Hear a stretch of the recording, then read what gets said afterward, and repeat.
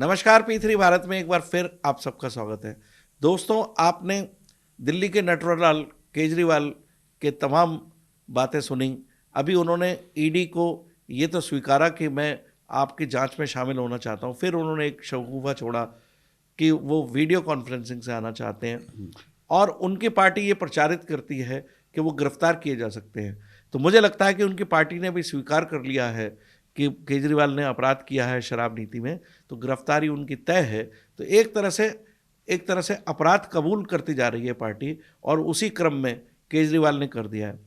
आइए संभावना को देखते हैं कि आने वाले समय में ईडी क्या एक्शन ले सकती है, क्योंकि ईडी कोर्ट में गई थी तो केजरीवाल ने उसका भी सहारा लिया और ईडी को एडवाइस किया कि कोर्ट का निर्णय आने दीजिए, जबकि कोर्ट ने क्लियर कट कहा था कि सम्मन लेना आपकी जिम्मेदारी है। और उन्होंने वहाँ पर प्ली दी थी कि मेरा जो है विश्वास मत का विधानसभा में कार्य चल रहा है, तो मेरे को समय दिया जाए उस मेरा जवाब देने का। जबकि उनसे क्वेश्चन पूछा गया था कि आप क्यों नहीं गए थे, तो वो साबित करता है कि कोर्ट ने सम्मन को स्वीकारा था, उसके बावजूद भी वो अपने लुका छिपी का खेल खेल रहे हैं। सक्सेना साहब जी, आपको क्या लगता है कि केजरीवाल आने वाले, उन्होंने 12 तारीख के बाद कही, तो मुझे ऐसी संभावना लगती है कि केजरीवाल 12 तारीख के बाद आसपास अधिसूचना जारी हो जाएगी चुनाव की, तो शायद वो बहाना बनाएंगे कि अधिसूचना जारी हो गई है। लेकिन अधिसूचना में मेरे ख्याल से कोड ऑफ कंडक्ट ईडी और पुलिस की कार्रवाई में तो नहीं लगेगा। कोई पुलिस किसी चोर को गिरफ्तार करने जाएगी तो वो कोई चुनाव आयोग से परमिशन थोड़ी लेगी। जी बिल्कुल। तो ऐसी स्थिति में मुझे लगता है कि वो प्ली लेंगे 12 तारीख के बाद का, इसलिए उन्होंने 12 तारीख बाद लिखी है। अब ईडी ने उनकी एक शर्त को तुरंत सिरे से नकारा है कि हम लोग वीडियो कॉन्फ्रेंसिंग से जांच नहीं कर सकते। देखिए, ईडी की जो कार्रवाई है या पुलिस की जो कार्रवाई है, वो एविडेंसेस दिखा के उनसे क्वेश्चन पूछे जाते हैं। अब आप क्या समझते हैं कि वीडियो कॉन्फ्रेंसिंग में क्या उनको फोटो पे एविडेंस दिखाएंगे, जो पब्लिक एट लार्ज एविडेंसेस जाएंगे और उनके बाद छेड़छाड़ होगी? मैं समझता हूँ गिरफ्तारी इसी पॉइंट पर होती है कि सबूतों से छेड़छाड़ ना की जाए और वो सीक्रेसी बनी रहे। और उन्होंने एक शगुफा छोड़ा ये जानते हुए कि वीडियो कॉन्फ्रेंसिंग से उनसे इंक्वायरी करके, क्या आपको लगता है सक्सेना साहब कि ईडी कैमरे पे उनको एविडेंसेस दिखाएगी कि इसके बारे में आपको क्या कहना है? यानी कि पूरा जांच, मतलब चार्जशीट पहले से ही बना के दिखा देगी। तो ऐसी स्थिति में केजरीवाल के द्वारा नहीं, मॉरली केजरीवाल जी को जाना चाहिए, और अगर गिरफ्तार करें, गिरफ्तार देनी चाहिए, क्योंकि ये हिंदुस्तान वो देश है जहाँ जेल में बंद सुभाष चंद्र बोस चुनाव जीते थे, कैलकाटा म्युनिसिपल कॉर्पोरेशन का, और तमाम लोग और भी जीते। जॉर्ज फर्नांडिस जेल में रहते हुए संसद का चुनाव जीते। देखिए, मुझे आप मैं अगर पॉपुलैरिटी है, आप सही हैं, इन लोगों पे तो बड़े गंभीर संगीन आरोप थे, तो जीत गए थे। आपको तो मालूम है, ये कई हाउस अरेस्ट रह के भी चुनाव जीते। तो अगर लोकप्रियता है तो बात अलग है। आपको उस समय, आप जो सक्सेना साहब जिस समय की बात कर रहे हैं, उस समय प्रिंसिपल्स लोग फॉलो करते थे राजनीति में भी। तो ये तो ये तो एक लुका छुपी का खेल है और दुरुपयोग है राइट टू लिव का। मैं समझता हूँ कि फंडामेंटल राइट का। और ईडी भी कोशिश ये कर रही है कि अपना केस मजबूत बनाने के लिए।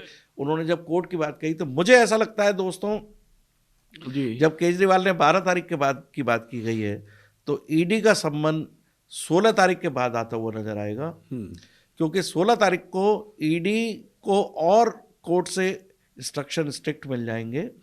और मुझे एक और भी संभावना है कि केजरीवाल इस चीज़ का बहाना बनाने के लिए भी हो सकता है कोर्ट में 16 तारीख को पेश ना हो और वो समय मांगे कोर्ट से, ताकि कोर्ट उनके खिलाफ कोई सख्त टिप्पणी ना कर पाए, ताकि ईडी को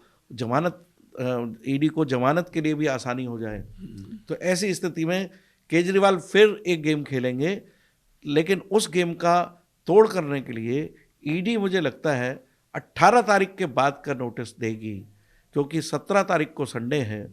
18 तारीख के बाद 16 तारीख को सुनवाई की स्थिति देखने के बाद ईडी नेक्स्ट जो सम्मन देगी वो गिरफ्तारी का ही एक कदम होगा। और आने वाले 18 तारीख के बाद केजरीवाल नहीं बच पाएंगे किसी भी तरह से, चाहे वो लोकसभा की अधिसूचना चुनावों की हो गई हो या कोई और प्ली ले लिया हो कोर्ट से, तो कोर्ट से उनको अभी सुप्रीम कोर्ट के रुख को देखते हुए राउस रेवेन्यू कोर्ट का भी रुख कहीं बदलता नज़र नहीं आता है, और राउस रेवेन्यू कोर्ट भी इंस्ट्रक्शन दे सकती है कि आपको सम्मन फॉलो करना पड़ेगा। अदरवाइज़ ये भी संभावना है कि कोर्ट ही आदेश दे कि वो अगर सम्मन पे हाजिर नहीं होते हैं तो उन्हें गिरफ्तार करके जांच करवाई जाए। तो ऐसी स्थिति में मैं समझता हूँ कि ईडी जो है बहुत ही जो है पेशेंस से काम ले रही है और पूरे लॉ और कानून को पुख्ता करती जा रही है। यहाँ पर केजरीवाल केवल गेम खेलते हुए नजर आ रहे हैं, टाइम गेम खेलते नजर आते हैं। एक बात मैं आप सबको और इंगित करना चाहता हूँ कि केजरीवाल साहब ने जिस तरह के पॉइंट अपने केस में उठाए हैं, उन्होंने ना कभी संजय सिंह के केस में कहा, ना कभी मनीष सिसोदिया के केस में कहा, बल्कि वो उनको सलूट मारते हुए दिखते हैं कि वो जो मनीष सिसोदिया जेल में हैं, हम उनको सल्यूट करते हैं, यानी कि जैसे उनके लिए वो श्रद्धा सुमन अर्पित कर रहे हों। ऐसा लगता है कि वो उसमें उन्होंने बलि के बकरे बनाए हैं अपने साथियों को। जब अपना नंबर आया है तो उन्होंने इस तरह की बातें, इलीगल सम्मन और जांच वीडियो कॉन्फ्रेंसिंग से, या मेरा लोग विधानसभा का सत्र भी उन्होंने जिस तरह से चलाया है, इससे साबित होता है कि केजरीवाल सिर्फ टाइम गेन करने की कोशिश कर रहे हैं। और ईडी भी टाइम इसलिए दे रही है कि ईडी और अपने केस को पुख्ता करते हुए कोर्ट्स में जमानत आने वाले कई महीनों तक केजरीवाल की जमानत नहीं हो पाएगी, इसी बात को सोचते हुए ईडी अपना कार्य कर रही है। और अभी 2025 में दिल्ली के विधानसभा के चुनाव ड्यू हैं। मैं समझता हूं कि आप पार्टी के लिए बहुत खतरनाक स्थिति है। केजरीवाल जानते हैं कि यदि वो जेल चले गए तो उनके विधानसभा के जो सदस्य हैं, इसलिए उन्होंने विश्वास पत्र भी तुरंत अपनी ओर से हासिल कर लिया, ताकि अगले 6 महीने तक अगर हम लौट के आए तो कोई विश्वास मत की बात ना हो। लेकिन दाव पेच राजनीति के केवल केजरीवाल नहीं जानते हैं, उनके सदस्य भी जानते हैं, क्योंकि उनके कदमों से उनके कदमों को फॉलो करते हुए उनके भी कोई गुरु निकल सकते हैं, उनके चेले, जैसे अन्ना हजारे के चेले केजरीवाल ने अन्ना हजारे को झटका दिया है। तो आने वाले समय में विधानसभा के सदस्य, विशेषकर मेरा ध्यान आतिश्री और सौरभ भारद्वाज की तरफ है। राघव चड्ढा आजकल साइलेंट नजर आ रहे हैं, उनकी चुप्पी भी कुछ और बयान कर रही है। तो ऐसी स्थिति में केजरीवाल की जेल जाते ही आप पार्टी, और अभी जो पंजाब में आप पार्टी ने कांग्रेस के साथ व्यवहार किया है विधानसभा में, तो ऐसी स्थिति में इंडी गठबंधन के भी वो कहीं लॉयल सदस्य नहीं है। उसमें भी मैं आपको केजरीवाल की चाल बताना चाहता हूं। केजरीवाल को मालूम है कि दिल्ली में एक भी सीट नहीं जीती जा सकती, इसलिए उन्होंने कांग्रेस को 4 सीट या 3 सीट ऑफर कर दी हैं। उन्हें मालूम है कि उससे कुछ नहीं होने वाला, कि उनकी भी संभावनाएं क्षीण है। लेकिन क्योंकि पंजाब में बीजेपी और कांग्रेस वीक है, इसलिए उनको अपनी संभावनाएं ज़्यादा नज़र आती हैं।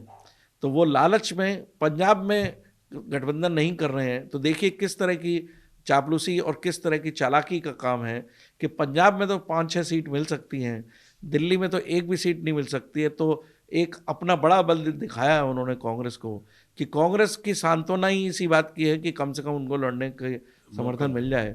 लेकिन दिल्ली के लोग जानते हैं कि दिल्ली में आने वाली 7 सीट्स बीजेपी के खाते में जा सकती हैं।